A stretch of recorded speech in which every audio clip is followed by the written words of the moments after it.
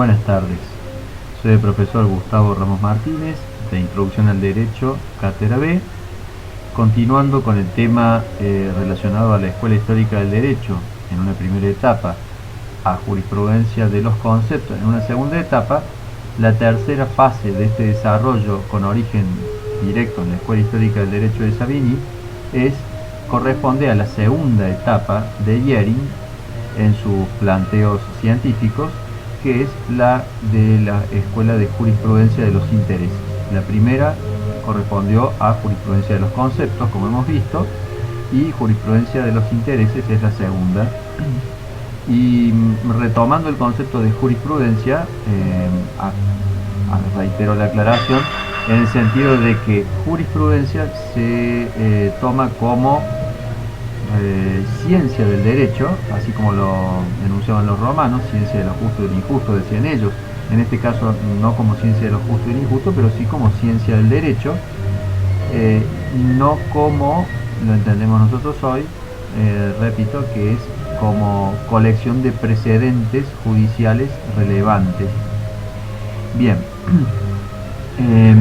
¿cuáles son los presupuestos de esta escuela, de esta nueva propuesta, digamos, jurisprudencia de los intereses, o ciencia de los intereses, si se quiere decir, ciencia jurídica de los intereses? Los presupuestos son que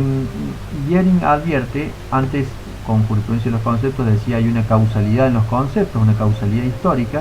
y aquí es como que aparece en la jurisprudencia de los intereses el tema de la voluntad humana, ya en cierto modo apartándose de la causalidad rigurosa de la concatenación de hechos históricos, aparece la voluntad humana y aparecen los intereses y los fines del legislador, de la sociedad, de los legislados o de los justiciables. Entonces introduce este elemento, introduce la idea de fin o función social, y la idea de intereses creados, intereses para dictar las normas, intereses que subjetivizan también en cierto modo al legislador.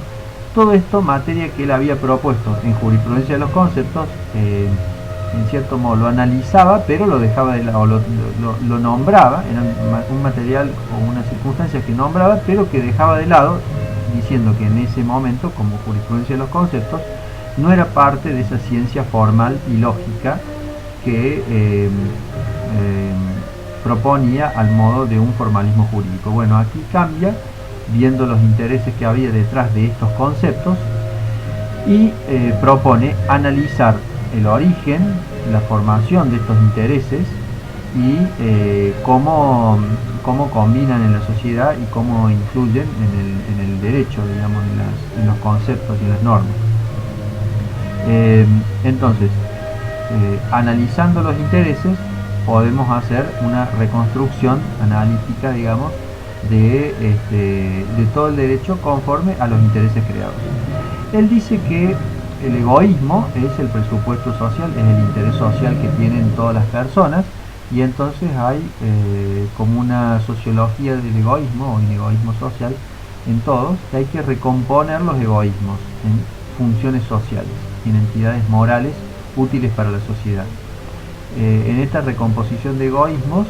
o de encastre, si se quiere, de egoísmos particulares en la sociedad, es donde trabaja el derecho, para tratar de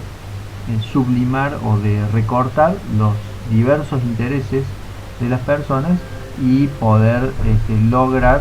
una función o interés social. Bien,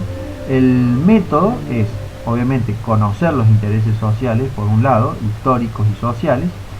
una investigación histórica de los intereses, un análisis interno de la ley para saber qué intereses contiene, con qué intereses fue dictada, pero también qué intereses jurídicamente se encuentran protegidos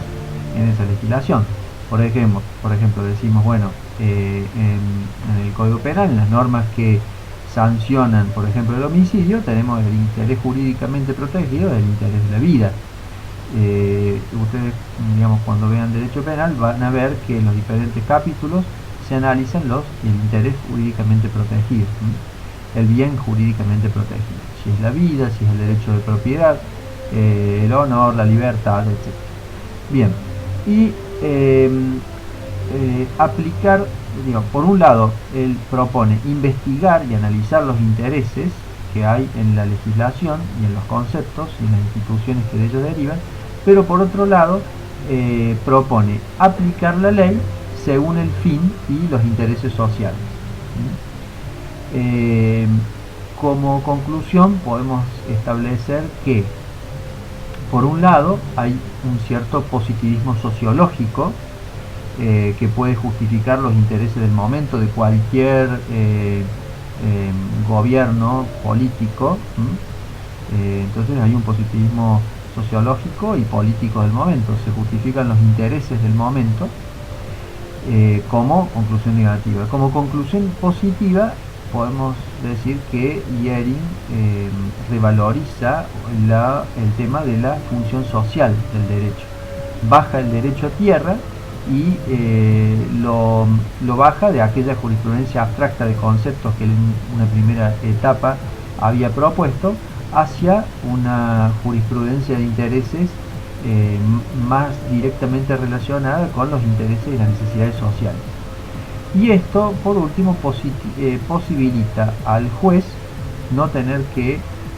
dar rodeos de razonamiento para justificar, realizar una justificación externa de la sentencia que involucre intereses que no quiere expresar en el decisorio judicial. Con la postura de Jhering lo podía expresar abiertamente diciendo que en su sentencia la basaba en una determinada ley porque esa ley protegía el interés que quería proteger la sentencia. Entonces podía hacer explícito el interés del legislador y concordarlo con el interés que protegía el juez en la sentencia en favor del justiciable.